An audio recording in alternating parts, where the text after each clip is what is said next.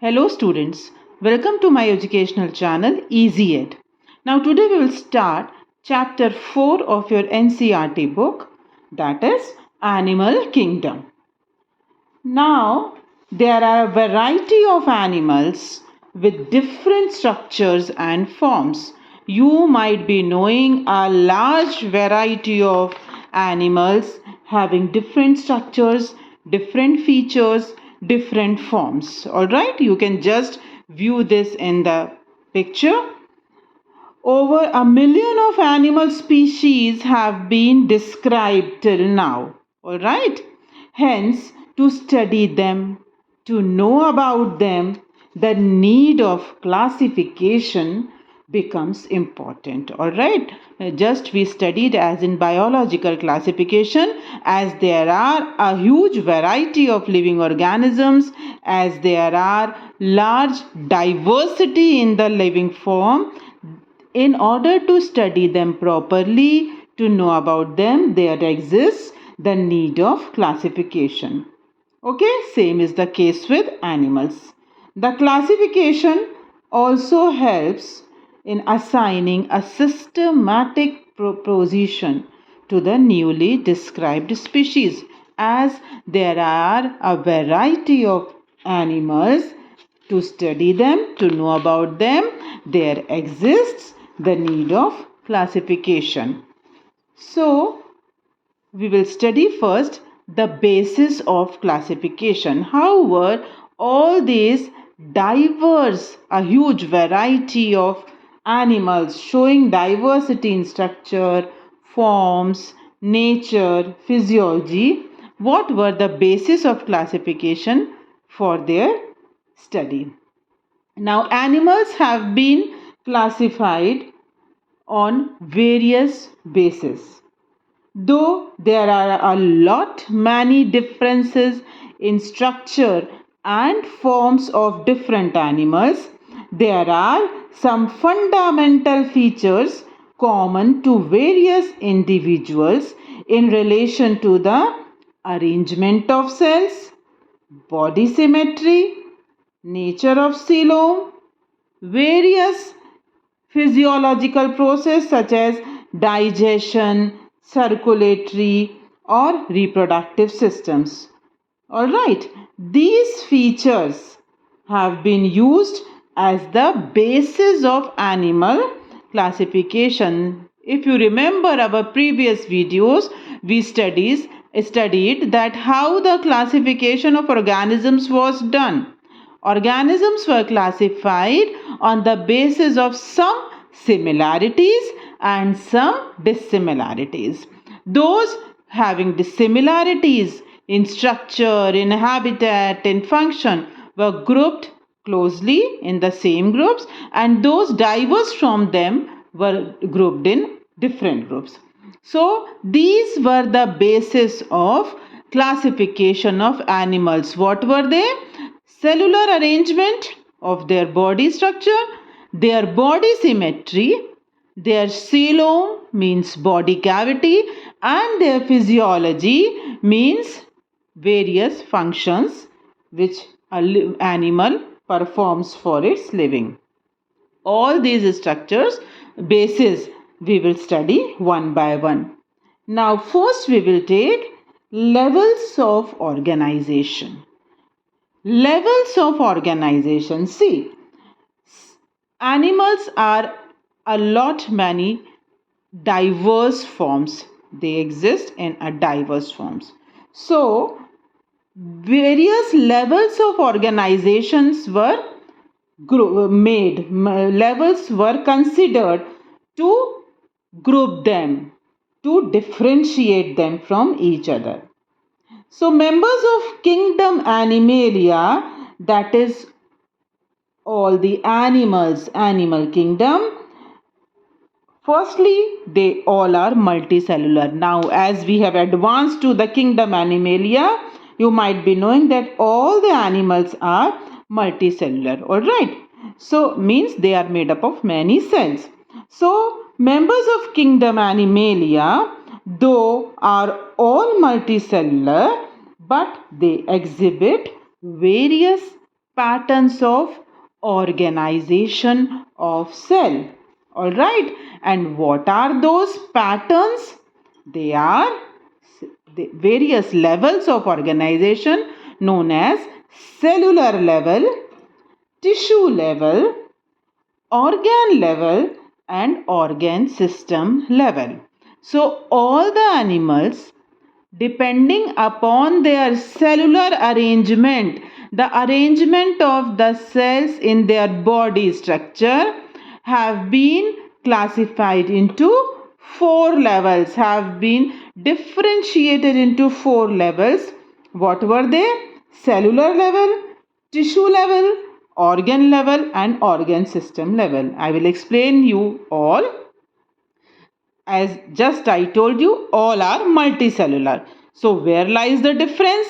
See, in cellular levels, what happened? These cells performing, in cellular level, the animal body consists of cells. As you all know, they are multicellular. So in these animals, cells are arranged as loose cell aggregates, as an accumulation of loose cells. Okay? And among these cells, there is some division of labor. Division of labor means a specific group of cells performs a specific function. So only the thing was that they were multicellular. Their body was made up of a number of cells, but there was no such specific organ to perform any function. These cells were present as loose cells aggregations, and there existed some division of labor, means various cells, specific cells performed specific functions. And in which animals these were found? These were found in sponges. Sponges means sporiferans are the first group of animal kingdom. Okay.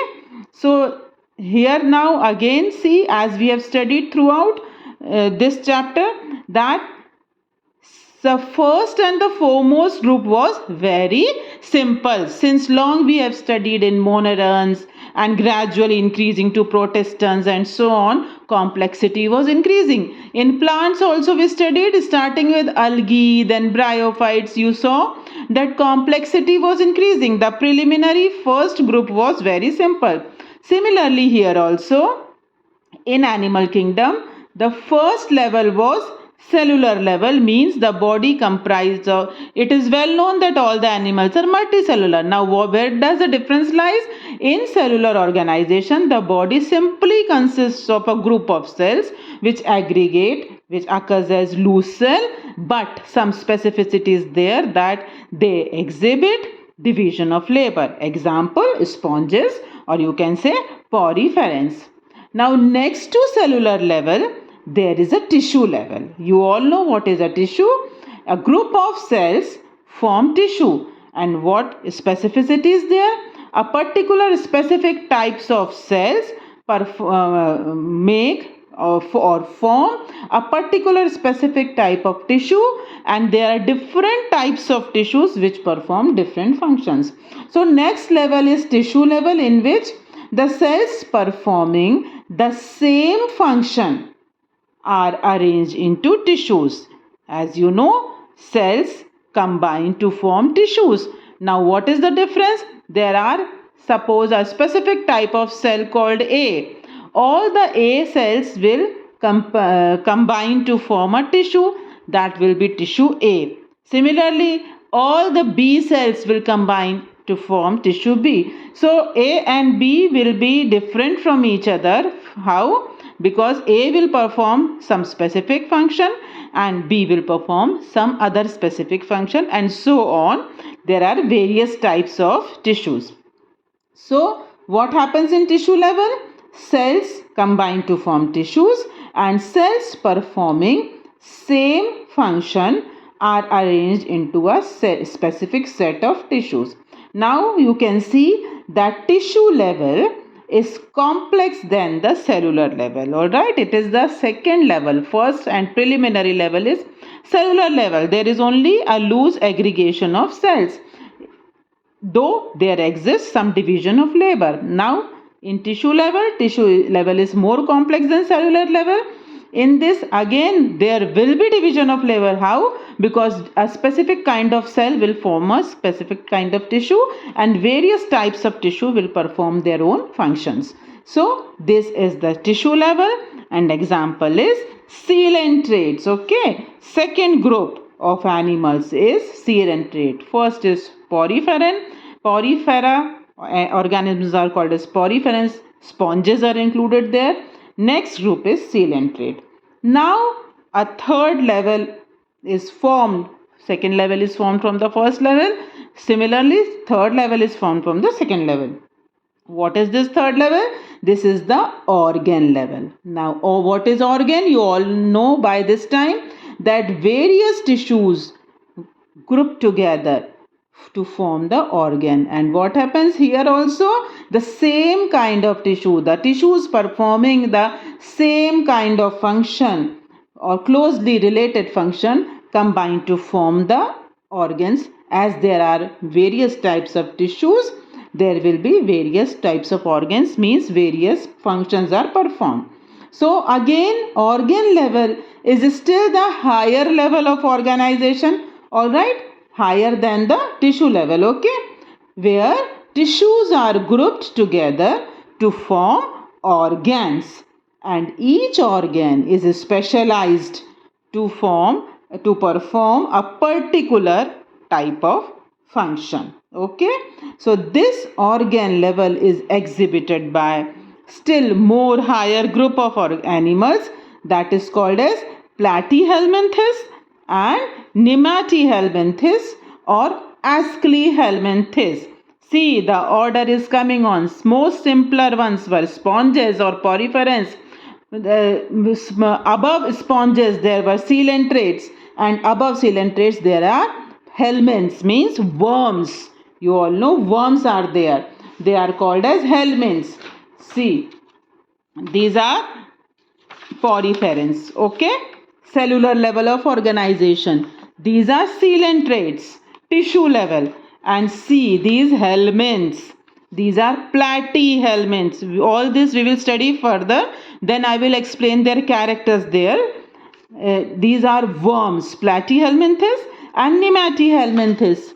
Nematyhelminthes, that is, all these are worms. We will study about them later on. Here, just understand how the complexity is increasing.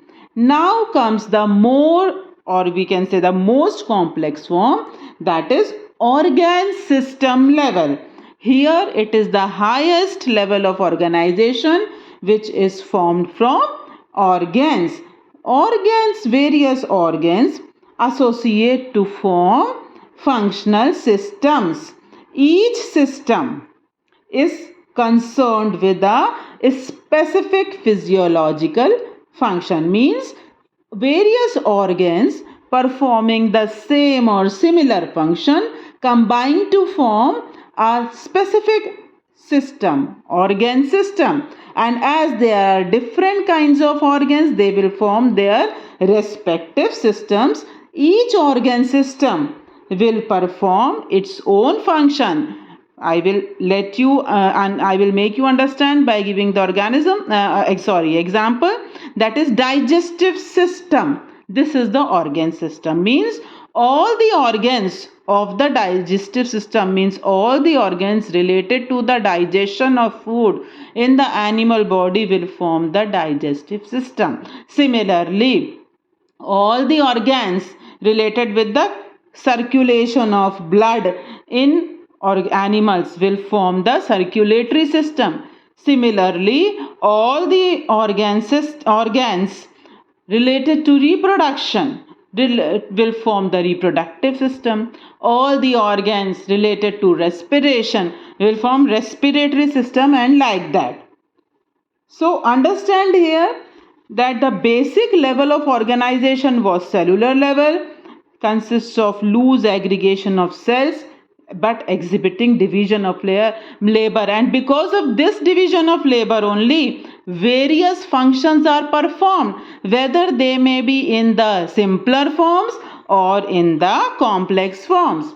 Then comes the tissue level, which is formed of cells. Various cells combine to form tissues. Now it is somewhat complex than the cellular level. Then various tissues combine to form organ. Still complexity increasing, more complex. Again different types of tissues form different types of organs, and so various functions are performed. Now most or highest level organ system, various organs combine to form organ system, and organs performing a similar kind of function will perform a specific type of system, that is called as organ system. And these organ systems are responsible for performing various physiological functions in animals. And where you can find this level of organization in the groups higher than the worms. And what are those groups? There are annelids. All this you will study more further. Names here, they might be knowing somewhat new to you, but you have to learn all these names as they are the groups of animals. Okay, annelids, arthropods, mollusks, echinodermates, and finally chordates. All the organisms above the helminths, above the worms, will show the organ system. So these were the levels of organ system. Now this organ system also exhibits some complexity. There is some complexity in the organ system. And what is that complexity? Just now I told you that the organs of the digestive function, performing the digestive function, will form the digestive system. Now what happens? Different groups of animals exhibit various patterns of these complexities. As just we studied that there are huge variety of animals, there is diversity among animals.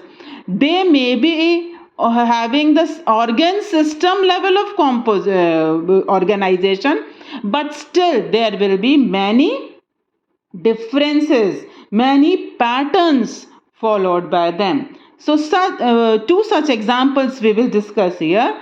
What is the complexity in organ system, or which kind of complexity you find in the organ system? For example, in digestive system, what happens? See, these are organ systems, means we are talking about the organisms, animals, starting from annelids to chordates to man. Okay, so various various organ systems are present, performing specific functions. So in case of digestive system, which kind of complexity we see? We see that they exhibit two kinds of digestive system are there. One is called as incomplete and other is called as complete. Now what is incomplete digestive system and what is incomplete digestive system and what is complete digestive system? See, you all know that a digestive system comprises of two openings. Okay, two openings are there, one for the intake of food and other for the removal of the waste. Means food is taken by one opening, we called it as mouth, and waste substance is eliminated from the other opening, we called as what? Anus. Now here what happens, when two different openings are present, this is called as complete digestive system. All right, and this will obviously be found in the higher organisms, higher animals, two different openings of digestive system. Now incomplete, in some smaller organisms, smaller level of organisms, we see that there is only one opening in the digestive system. Same that one opening is for the intake, and in some cases removal of the waste material also takes place through the same opening, and in some cases through various other procedures. We will study all this further. So which type of complexity is found in organ system? For example, in digestive system we find incomplete digestive system with one opening and complete digestive system with two openings. Similarly, in circulatory system, we find open system and closed system. All these these characteristics we will further study when we will study each and every group of organisms. Okay, for that introduction is given here. So understand it properly. In circulatory system, we see two types of system. This complexity: open circulatory system and closed circulatory system. What happens here? Open and closed.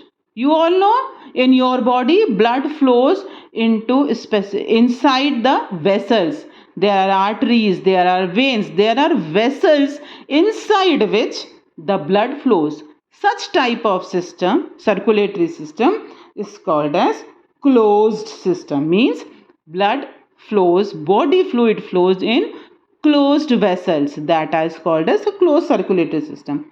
But in some smaller animals, what happens?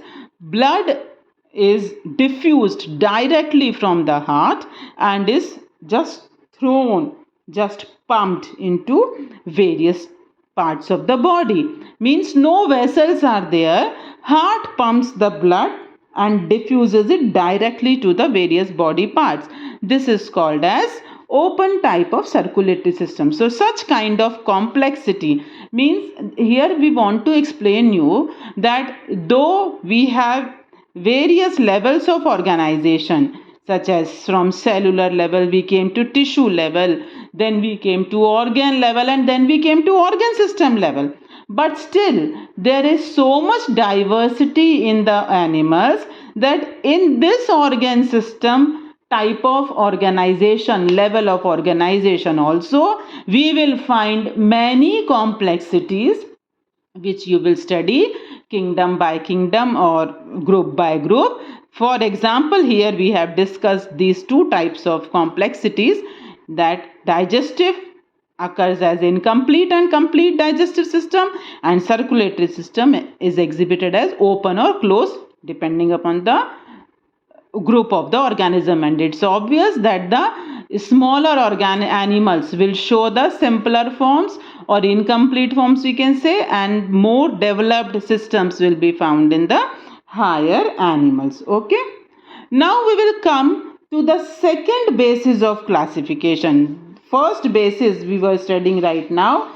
First basis of classification, that was the level of organization. This we were studying. Now second level of basis of classification in animals is symmetry. Now what is this symmetry? You all know, the animals can be categorized on the basis of their symmetry. Means this is the basis of classification. On the basis of this symmetry, animals can be classified into basically two forms: symmetrical and asymmetrical. First you study this.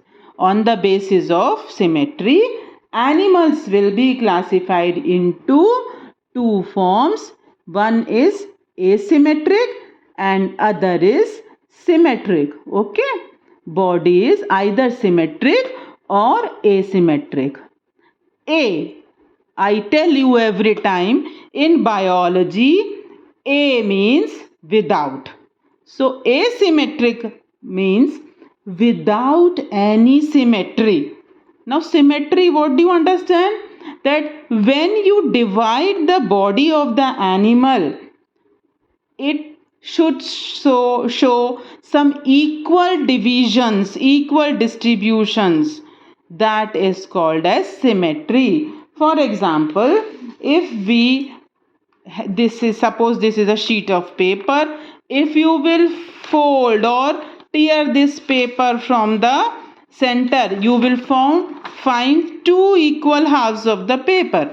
Or if you will fold it like this, you will form two this longitudinal forms of papers. Okay, if you will slice if tear it from at this angle from slanting as a slanting line, you will form two different triangles. So whenever the body of the animal is divided on any plane, if we find any kind of equality there, that is called as symmetric, or this is called as the symmetry of the body. Okay, and suppose there is a rough cotton ball. If you will, suppose you crush a paper. All right, suppose you crush a paper, make a ball of paper and crush it. Now what will happen? Suppose I have this crushed ball of paper. All right, I have this crushed ball of paper. Now if I will tear it from any side, either this way or this way or this way, will there be any equal distribution of this paper ball? No. So understand it by this: when the body can be divided into equal halves on any plane, that body organization will be called as symmetric. And when there will be no symmetry, there will be no distribution of the various parts of the body, that is called as asymmetric. So on the basis of symmetry, we can divide animals into two groups: asymmetrical and symmetrical. Asymmetrical means those animals in which, when any plane that passes through the center does not divide them into equal halves. Understand? Just I told you that on such a structure is there. If we divide, if any plane goes either this way or this way or this way or this way, any plane that passes through the center does not, this ball, paper ball, cannot be divided into equal halves. It will, if we tear it on any way, on any plane. Okay, so this kind of body structure where any plane that passes through the center does not divide them into equal halves is called as asymmetrical. A means without symmetry. For example, sponges, poriferans. Again, see, this is the basic first group of animals showing asymmetrical body. Now second type of animals are symmetric, means when, just as I told you, when we will divide this piece of paper, suppose this is an animal, either longitudinally or transversely or at an slantly, on a basis of slanting lines, we will find two equal halves. If we will divide it longitudinally, we will find these two rectangles. If we will divide it transversely, from the center we are talking, we will find one equal upper and two equal halves, upper and lower. If we will divide it slanting line wise like this, from this corner to this, we will find two triangles identical. So such a body organization in which we can divide the body into two equal halves in any plane, that body is called as the symmetric body. And this symmetric body, or this symmetry can be of two types: radial symmetry and bilateral symmetry. As I told you just, suppose there is a circular structure. Okay, suppose there is a circular structure. If you will divide it like this, this is called, and it is divided into two parts, this is called as radial symmetry. And bilateral, suppose this is a structure, if you will divide it into two equal parts through center, This is called as the one this side, one this side, two lateral sides. This is called as the bilateral symmetry. So on the basis of symmetry, animals can be divided into two, asymmetrical and symmetrical. Asymmetrical, in which where there is no body symmetry, means when any plane that passes through the center does not divide them into equal halves, that is called as asymmetrical. For example, sponges. And when we can divide the body into two equal halves in any plane passing through the center, that type of symmetry will be called as means that those animals will be called as symmetrical animals. And this symmetrical animals, or this symmetry, can be of two types: radial symmetry and bilateral symmetry. Now, what is radial symmetry? When any plane passing through the central axis of the body divides the organisms into two identical halves, that is called as radial symmetry, and this is exhibited by coelenterates and echinoderms, these two groups of animals.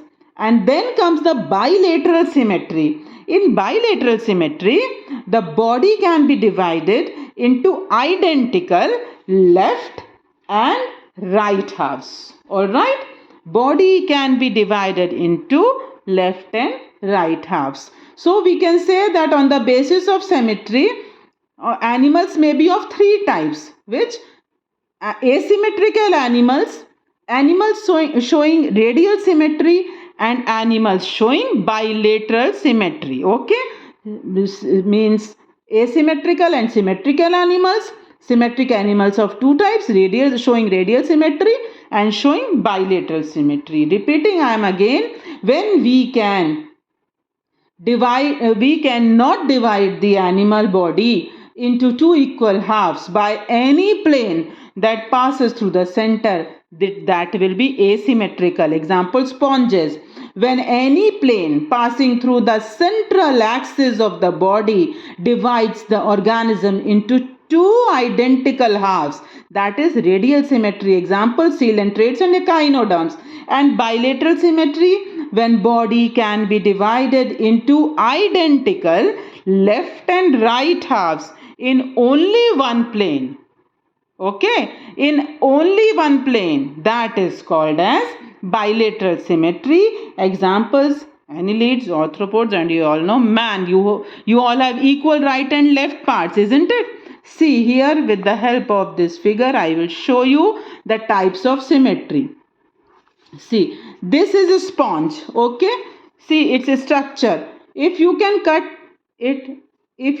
cut it through the central axis on any plane, either like this or like this or like this or like this, you cannot divide its body into two equal halves. Okay, so this is a sponge showing asymmetrical body organism. Now see, this is radial symmetry. This is a cnidarian coelenterate. See its structure. When we cut its body either like this along the radius or like this or like this, we will have two equal halves. Means when any plane passing through the central axis of the body divides it into two identical halves, means if we are cutting it through this plane, two identical halves, this plane, two identical halves, this plane, two identical halves. See, with this figure you will be easy to understand. This is radial symmetry. Okay, radial symmetry, if you divide the body, two equal halves. If you divide it like this, two equal halves. If you divide it like this, two equal halves. And if you divide it like this, two equal halves. This is the body. Okay, this is again a different type of see, there is a starfish or sea star, you can say. See here, echinoderm it is. The body structure is like this. If you are dividing it like this, it should pass through the central axis. The body is divided into two equal halves. If you divide it like this, body is divided into two equal halves. And if you divide it like this, body is divided into two equal halves. Okay, when any plane passing through the center, maybe this, maybe this, maybe this, maybe this, any plane passing through the central axis of the body divides the organism, divides the whole body into two identical halves. This is radial symmetry. And now bilateral symmetry. See, this is a butterfly. If you will divide it into two halves, only in one plane. Understand it properly. In radial symmetry, we can divide the animal body in any plane. It may be longitudinal, it may be transverse, it may be slanting. Any plane. But in bilateral symmetry, only one plane will be there.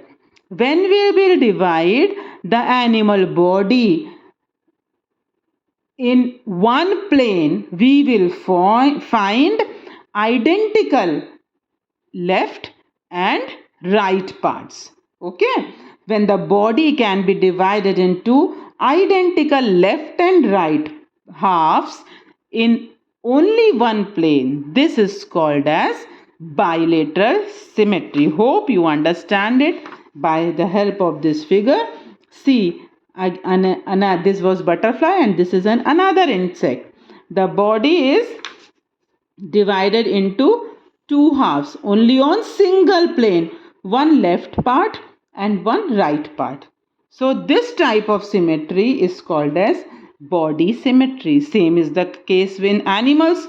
In humans also, you find what? Body is longitudinally, on longitudinal plane, we will have identical left and right parts. Okay, so this was body symmetry. Hope you understood it well.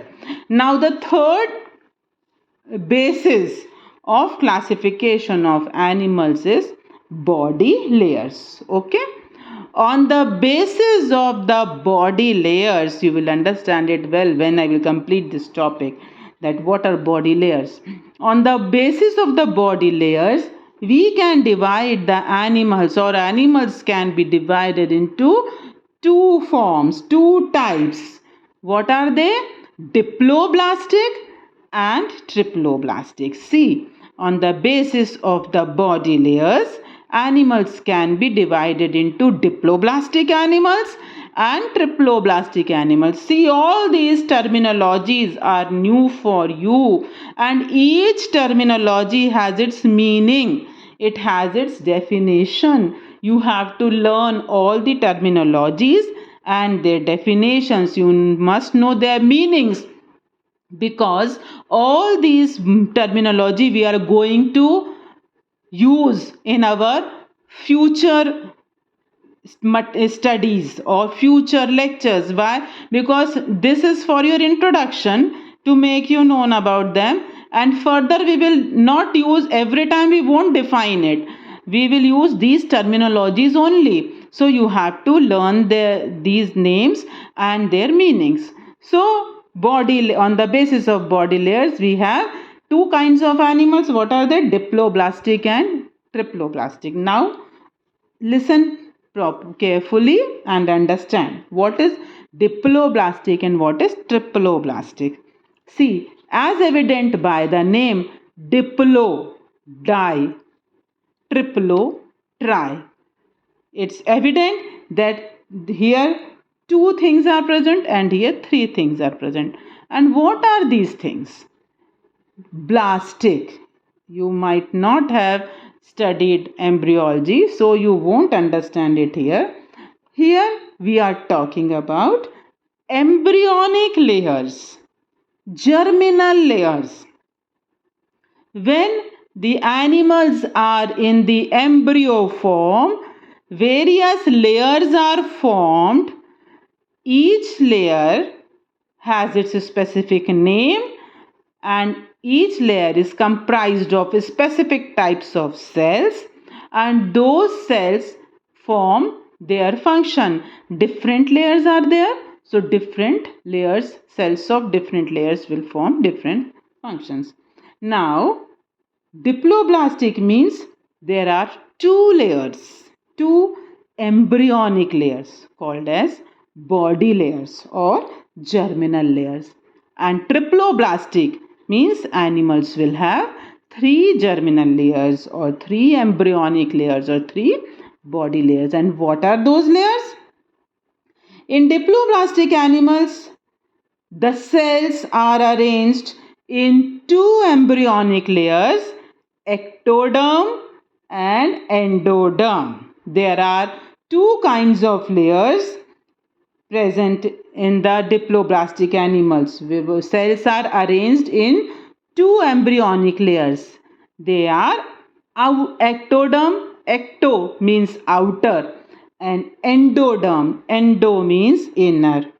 Alright, so when the animal body or when animals in which the cells are arranged in two embryonic layers, external ectoderm and internal endoderm, such animals are called as diploblastic animals. And one important thing, in between the ectoderm and endoderm, there is an undifferentiated layer.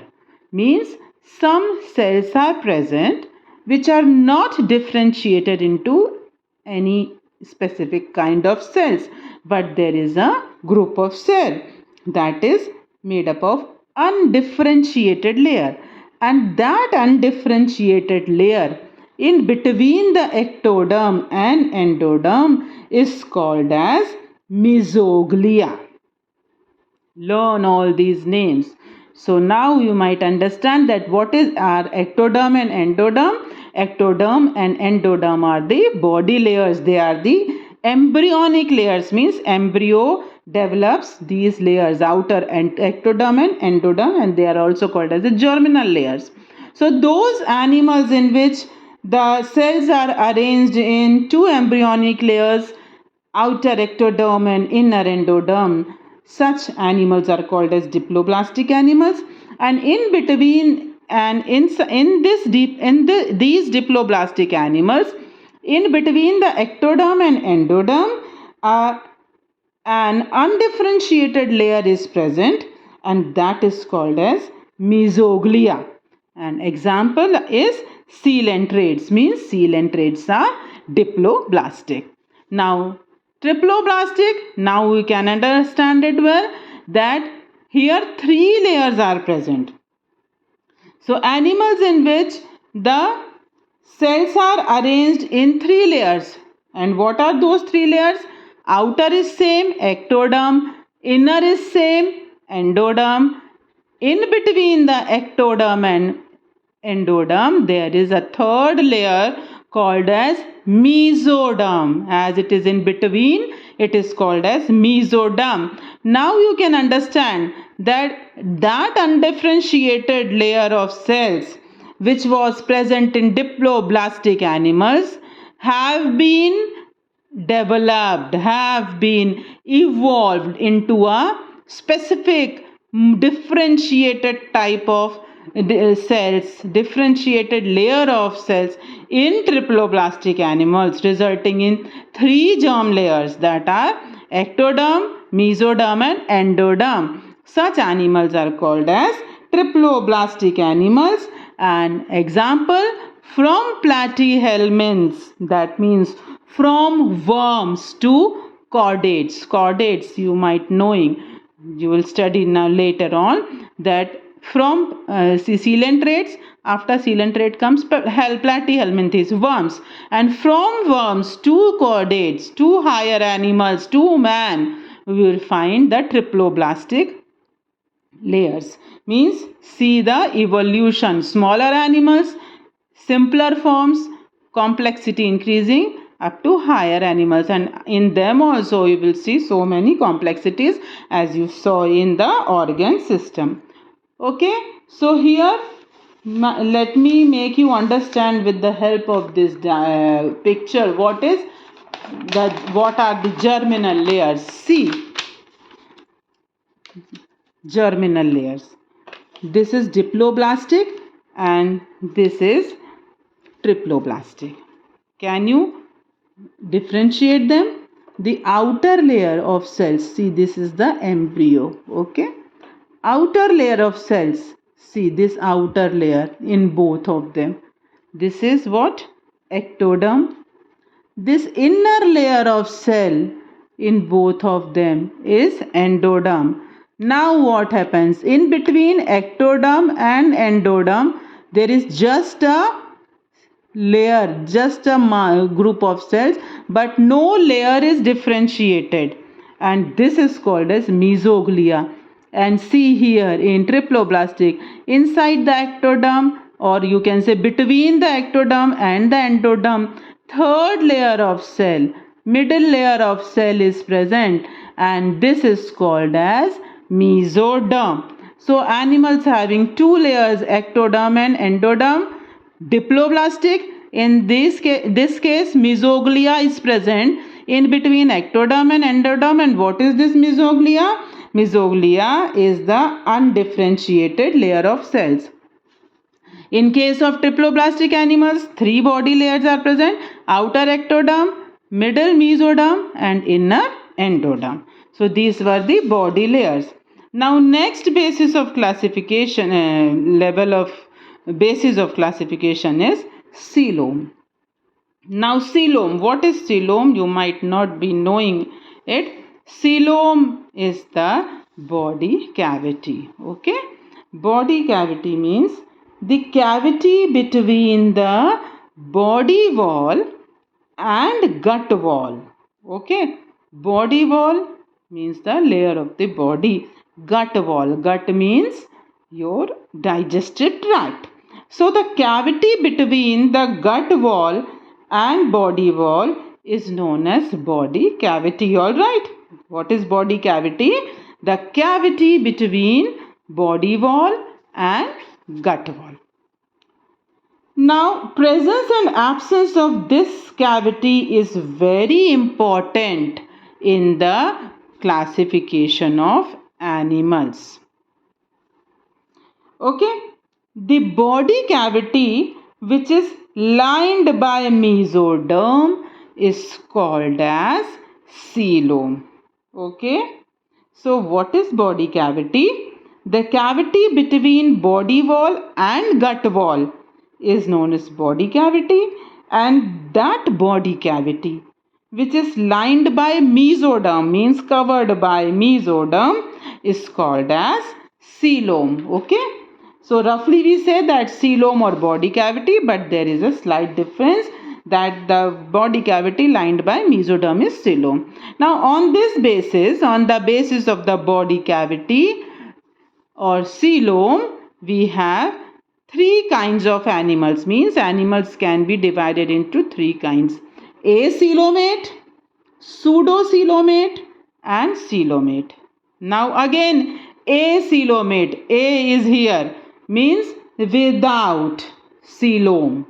Those animals which do not have any body cavity, which do not have any coelom, means those animals in which the body cavity or coelom is absent, which are without coelom, are called as acoelomate animals. Example, platyhelminthes, worms. They are without coelom, they are called as acoelomate. Now comes pseudocoelomate. Pseudo, you all know, pseudo means false. Okay, so pseudocoelomate means in these animals body cavity is present, but it is not lined by mesoderm. Just now I told you, when the body cavity is lined by mesoderm, it is called as coelom. What is body cavity? I am repeating it again. Body cavity is the cavity between body wall and gut wall. Okay, so when the body cavity is lined by coelom, when the body cavity is lined by mesoderm, it is called as coelom. And when the body cavity is not lined by mesoderm, it will be called as pseudocoelom or false coelom, and such animals are called as pseudocoelomate. Okay, example, Asclepihelminthes or Nematihelminthes, again another group of worms. Then come coelomate. Coelomate means having true coelom, means body cavity is present and it is also lined by mesoderm. True coelom is present. Animals having true coelom are called as coelomate. Example, annelids to chordates. Means on the basis of the coelom we will have three kinds of animals: acoelomate, without coelom, example platyhelminthes; with false coelom called as pseudocoelomate, Asclepihelminthes; and with true coelom, that is called as coelomate, and it leads to chordates. And what is coelom? Body cavity lined by what? Mesoderm is called as coelom. And what is body cavity? The layer between body wall and gut wall. Again I will make you understand with the help of this diagram. See, this is see, this is body cavity. Here you can see ectoderm, endoderm. Okay, inside there is body cavity. Gut wall is there. There is no cavity between the gut wall and body wall. There is no cavity is there. Okay, filled with cells. So such is called as acoelomate. Without coelom, this is gut wall. Okay, now here you can find in coelomates body wall, gut wall, gut wall, body wall. In between the body wall and gut wall there is a cavity. This cavity is called as coelom. Okay, and this cavity you can see it is lined by mesoderm. Okay, this cavity is lined by mesoderm. So it is true coelom. It is actually coelom, and such animals are called as coelomate. Now here you see body cavity is present but no mesoderm is present. Body cavity is present but it is not present in not covered by what? Mesoderm. Okay, and what happens here? Instead of the lining, this mesoderm is present as scattered patches. Okay, mesoderm, here you can see proper lining of mesoderm, but here you will see these are the patches of mesoderm. So this is, as there is no proper lining of mesoderm in this body cavity, mesoderm exists as patches. This is not true coelom. Cavity is there but it is not lined by mesoderm, so it is not true coelom. It is called as pseudocoelom. So in pseudocoelom you can see patches of mesoderm. In coelomate, means in true coelomate animals, what happens? This is ectoderm, this is endoderm, this is gut wall, and this is body cavity. This mesoderm is lining. This is the mesoderm covering or lining the body cavity. So these are coelomate. These are pseudocoelomate. Mesoderm is present in the form of patches, and these are acoelomate. This is the there is no space, there is no body cavity between body wall and the gut wall. There is no cavity. So this is acoelomate, without body cavity. So these were the animals on the basis of the coelom. Now another form basis of classification we will see: segmentation. Segmentation means, segments means this kind of structures. In some animals body is divided into segments, such kind of structures, partitions in the body, externally as well as internally. Such kind of divisions in the body are called as segments. Segments you might be knowing, or you can understand layers. Okay, layers. So when the animal body structure is in the form of segments externally as well as internally, means when in some animals the body is externally as well as internally divided into segments. These are called as segments. That is called as segmentation, means body is divided into segments. And in some cases, in some animals, body is externally and internally divided into segments with a serial repetition of at least some organs, means specific segments will contain specific organs, means there will be a fixed position of some organs in the specific number of segment. Such a segmentation is called as metameric segmentation. Means what is metameric segmentation? The body of the animals is divided into equal external and internal segments. Means as we see the body externally, internally also same segmentation is present. Such a segmentation is called as metameric segmentation, and this process, this phenomena is known as metamerism. This phenomena is called as metamerism, and example is earthworm. You might have seen earthworm. In the earthworm, the body is in the form of segments. You might have seen the earthworm.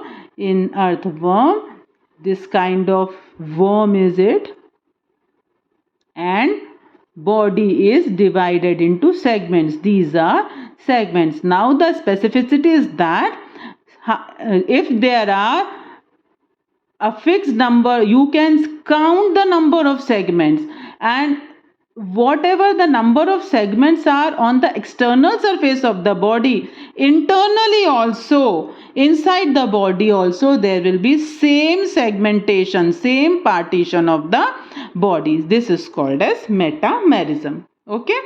Now one more basis of classification of animals is notochord. Notochord, you might be knowing. What is notochord? Notochord is a rod-like structure formed on the dorsal side of the body. Dorsal means back. Your back is your dorsal side. Okay. If you are seeing an animal, its back will be its dorsal side. So, notochord is a rod-like structure formed on the dorsal side of the body during the embryonic development. Okay? During embryonic development, a rod-like structure is formed on the dorsal side of the body, and that is called as notochord. And this notochord is derived from mesoderm. Just now we studied the germinal layers of the body, ectoderm, endoderm and mesoderm. So this notochord arises from the mesoderm. It derives from the mesoderms. So on the basis of notochord, we have again two kinds of animals, non-chordates and chordates.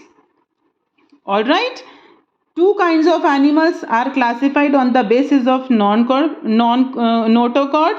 Those with notochord are called as chordates, and those without notochord are called as non-chordates. Simple thing, as I just told you that notochord arises from mesoderm. Just now we studied that we have two kinds of animals, diploblastic and triploblastic. In diploblastic, when there is no mesoderm, how can it give rise to notochord? So, which animals will be non-chordates?